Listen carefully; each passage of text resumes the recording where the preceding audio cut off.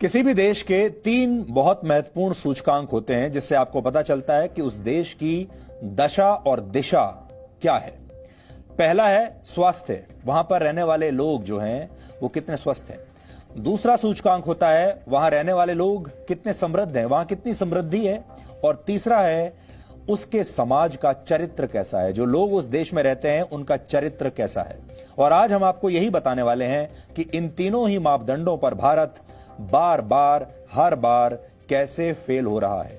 भारत में आज भी 20 करोड़ लोग हर रात भूखे पेट सोते हैं, यानी समृद्धि के मामले में भारत आज भी बहुत पीछे है।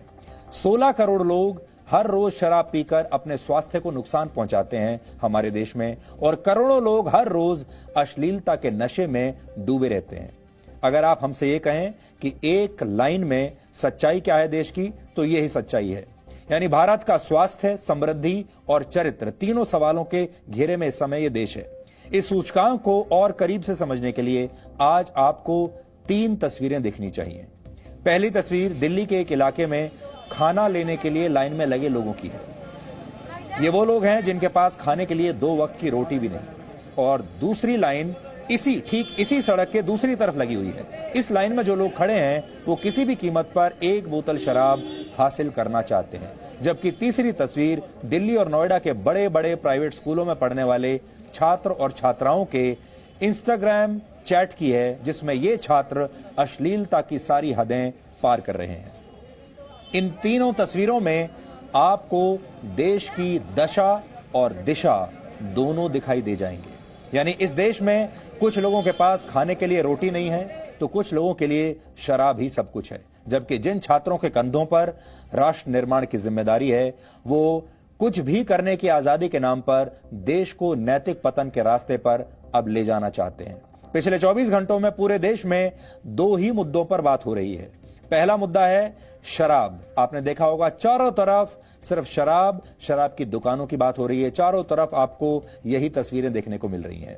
और पिछले 24 घंटों में दूसरा मुद्दा है जिस पर बात हो रही है, वो छात्रों की अश्लीलता, स्कूली छात्रों की अश्लीलता। Liquor shops, boys locker room और गर्ल्स लॉकर रूम, ये 3 हैशटैग हैं जो लगातार इस देश में ट्रेंड कर रहे हैं। आपने देखा होगा कि अब हमारे देश में कोरोना वायरस की बातें बहुत कम हो गई हैं। अब इस महामारी पर कोई बात नहीं कर रहा। ऐसा लगता है कि अब कोरोना वायरस को हमने अपने जीवन में शामिल कर लिया है। अब हमने इसे स्वीकार कर लिया है। अब हम इससे और लड़ना नहीं चाहते। पिछले 24 घंटों में कोरोना वायरस के करीब 3,900 से ज्यादा मामले सामने आ चुके हैं, यानी लगभग 4,000, जो बड़ी बात है। 24 घंटे में 4,000 मामले। कोरोना वायरस से संक्रमित लोगों की संख्या 46,000 के पार जा चुकी है। 1,500 से ज्यादा लोग मर चुके हैं। लेकिन अब ये आंकड़े किसी को परेशान नहीं कर रहे। महामारी से जुड़ी खबरें मीडिया से अब गायब हो रही हैं और उसकी जगह एक दूसरी महामारी ने ले ली है। ये नैतिक महामारी है। अभी तक जो आप झेल रहे थे वो स्वास्थ्य की महामारी थी। अब नैतिकता की महामारी है, दिमाग की महामारी है, जिसके शिकार लोग या तो सिर्फ शराब पर चर्चा करना चाहते हैं या फिर अश्लीलता के नशे में डूबे रहना चाहते हैं।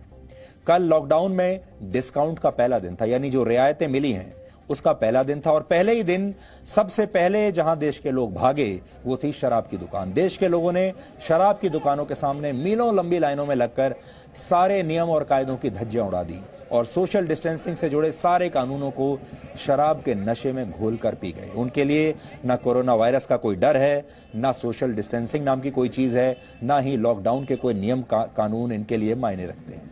अब सोचिए इन लोगों से कोरोना वायरस का कितना बड़ा संक्रमण फैला होगा इन 2 दिनों के अंदर। लेकिन सबको यह उम्मीद थी कि शायद ये नशा उतरने के बाद लोगों को सद्बुद्धि आएगी और कम से कम दूसरे दिन यानी अगले दिन, आज के दिन तो लोग नियमों का पालन करेंगे।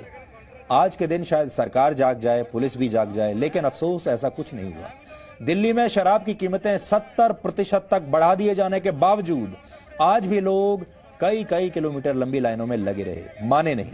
ये वही लोग हैं जो पेट्रोल और डीजल के दाम अगर 1 रुपया भी बढ़ जाए तो उस पर हंगामा कर देते हैं। आपने देखा होगा आज भी बढ़े हैं पेट्रोल और डीजल के दाम, लेकिन आज बढ़े हुए पेट्रोल और डीजल के दामों के बारे में कोई बात नहीं कर रहा। आज सिर्फ शराब की बातें हो रही हैं। इससे पहले आपने देखा होगा जब पेट्रोल डीजल के दाम बढ़ते थे लोग परेशान हो जाते थे, सरकार की आलोचनाएं होती थी, देश के पत्रकार न जाने क्या क्या लिखते थे, लेकिन आज इसके बारे में कोई बात नहीं कर रहा। 70% तक शराब के दाम बढ़ गए, फिर भी लोग खुश हैं। देश के तमाम शहरों से ऐसी तस्वीरें हमारे पास आ रही हैं जहां लोगों ने नियम कायदों की कोई परवाह नहीं की। कोरोना वायरस अगर फैलता है तो फैल जाए, उन्हें कोई मतलब नहीं। लाइनों में लगे इन लोगों के सिर पर सिर्फ यही जुनून था कि किसी तरह से शराब की ज्यादा से ज्यादा बोतलें उन्हें हासिल कर ली जाएं। ये शराब की बोतल नहीं बल्कि किसी बहुत बड़े पुरस्कार की ट्रॉफी जैसी उन्हें दिख रही है।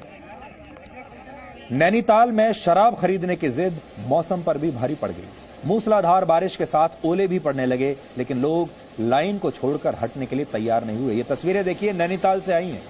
चाहे सर्दी हो, गर्मी हो या बरसात, शराब पाने वालों के उत्साह में किसी मौसम में कोई कमी नहीं आती और उन्हें शराब खरीदने से कोई रोक नहीं सकता, कैसा भी मौसम आ जाए।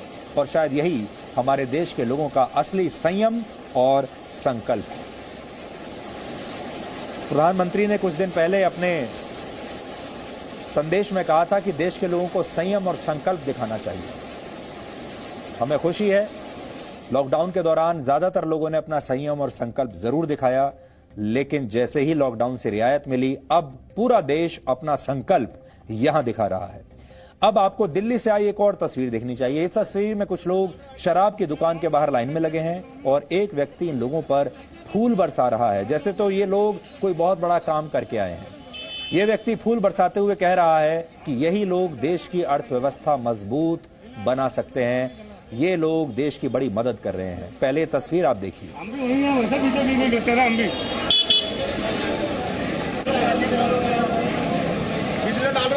ये आप लोग हमारे देश की इकोनॉमी हो।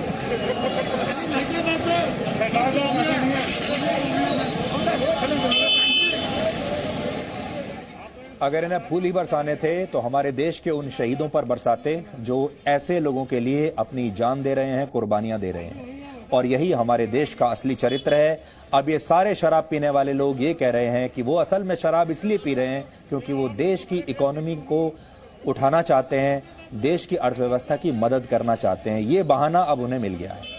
जब कोरोना वायरस के खिलाफ लड़ने वाले योद्धाओं पर फूल बरसाए जाते हैं तो देश के बुद्धिजीवी महंगी शराब का जाम हाथ में लेकर कहते हैं कि इसकी भला क्या जरूरत थी। आपको याद होगा अभी जब इंडियन एयरफोर्स ने फूल बरसाए थे हमारे देश के कोरोना वॉरियर्स के ऊपर, तो हमारे देश के महंगी शराब पीने वाले बहुत सारे बुद्धिजीवी, बहुत सारे पत्रकार जो प्रेस क्लब में बैठकर हर शाम शराब पीते हैं, क्लब्स में जाकर हर शाम शराब पीते हैं, तब उन्होंने कहा था इतना पैसा खर्च करने की क्या जरूरत थी, ये पैसा कहीं और भी तो खर्च हो सकता था।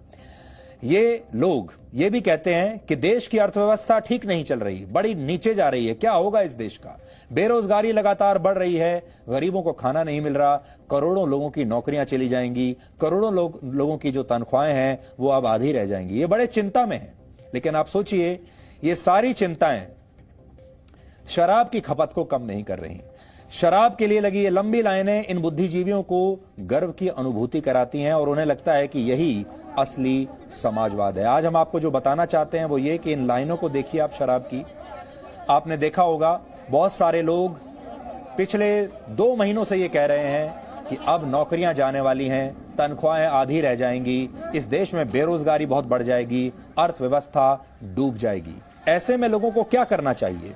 ऐसे में लोगों को अपने घर की जो अर्थव्यवस्था है उसे संभाल कर रखना चाहिए। ऐसे में लोगों को बचत करनी चाहिए, अपने बारे में, अपने परिवार के बारे में सोचना चाहिए, अपनी जो इन्वेस्टमेंट है उनकी, जहां जहां उन्होंने अपना पैसा लगाकर रखा है, अगर लगाया है उसके बारे में सोचना चाहिए। लेकिन हमारे देश के लोगों को इससे कोई मतलब नहीं। आज भी वो सारे लोग जो आपसे मिलकर शिकायत करते हैं कि उनकी नौकरी जाने वाली है, उनके धंधे बंद हो गए हैं, उनके घर में पैसा नहीं आ रहा है, लेकिन शराब सबको चाहिए, ये एक बहुत बड़ा विरोधाभास है। अगर इस देश में इतनी बेरोजगारी हो रही है, अगर इस देश की अर्थव्यवस्था इतनी खराब हो रही है, अगर इतने लोगों की, करोड़ों लोगों की नौकरियां जा रही हैं, तो ये लोग कौन हैं? ये लोग इतना पैसा कहां से ला रहे हैं? और हम आपको बताएंगे कि इन 2 दिनों के अंदर ही कैसे हजारों करोड़ रुपए की शराब बिक चुकी है। ये हजारों करोड़ रुपए कौन वो लोग हैं जो अपनी जेब से निकाल कर शराब की दुकानों पर दे रहे हैं? ये एक बहुत बड़ी बात है।